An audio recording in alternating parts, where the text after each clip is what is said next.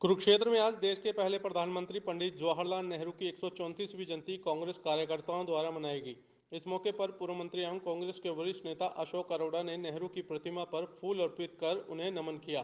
इस मौके पर उन्होंने कहा कि देश की आज़ादी के बाद बहुत सी चुनौतियां प्रथम प्रधानमंत्री पंडित जवाहरलाल नेहरू के सामने आई थी। उन्होंने उन चुनौतियों को स्वीकार कर देश को उन्नति की राह पर ले जाने का काम किया। उन्होंने बाबा साहब भीमराव अंबेडकर के साथ मिलकर देश का संविधान बनाया, देश के सभी लोगों को बराबरी का अधिकार दिया। अरोड़ा ने सरकार पर निशाना साधते हुए कहा कि जो नौकरियां बच्चों को कांग्रेस सरकार द्वारा दिलाई गई थी, आज भाजपा की सरकार उन नौकरियों को छीनने का काम कर रही है।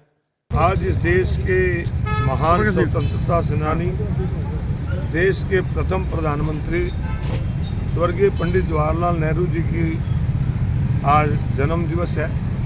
इस अवसर पर हम उन्हें शत शत नमन करते हैं कि जिन्होंने एक संपन्न परिवार में पैदा होकर इस देश की आज़ादी के लिए बहुत लंबा समय अंग्रेज़ों की जेलों में काटा और जब देश आज़ाद हुआ तो इस देश के प्रथम प्रधानमंत्री बने।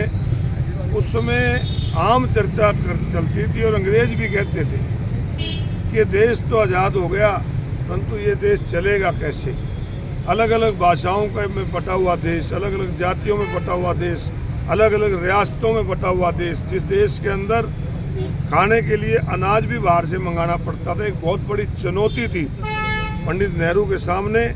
परंतु हम आज फख्र से कहते हैं कि उस चुनौती को उन्होंने स्वीकार करते हुए इस देश के अंदर एक ऐसे संविधान बनाया बाबा साहब के नेतृत्व में कि देश में सबको बराबरी के अधिकार दिए।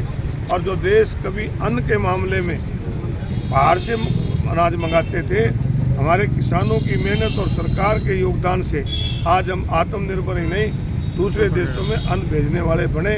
पंडित नेहरू की एक सोच थी कि देश बहुत बड़ी आबादी का देश है, इस देश के अंदर एक बहुत बड़ा पब्लिक सेक्टर खड़ा किया जाए ताकि यहाँ के बच्चों को रोजगार मिल सके। और उन्होंने एक बहुत बड़ा पब्लिक सेक्टर भी खड़ा किया। उसमें भी दूसरे देश जो संपन्न देश थे वो कहते थे कि हम आपके देश में इन्वेस्ट करना चाहते हैं। पंडित नेहरू ने कहा था नहीं, मैं पब्लिक सेक्टर खड़ा करूँगा ताकि बच्चों को रोजगार मिले।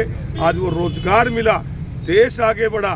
परंतु आज दुख से कहना पड़ता है कि पंडित नेहरू द्वारा, कांग्रेस पार्टी द्वारा जो बहुत बड़ा पब्लिक सेक्टर खड़ा किया था, आज की सरकार उसको प्राइवेटाइजेशन की तरफ ले जाकर हमारे बच्चों का जो रोजगार था उसको छीनने का काम। यहाँ पर पंडित नेहरू जी का पार्क हुआ करता था, परंतु जैसे जैसे शहर बढ़ा, लोगों ने इस पे दुकानें बना ली और कर ली, तो निश्चित रूप से ऐसे महान व्यक्ति का जो स्टैचू है बहुत अच्छी जगह पर लगना चाहिए।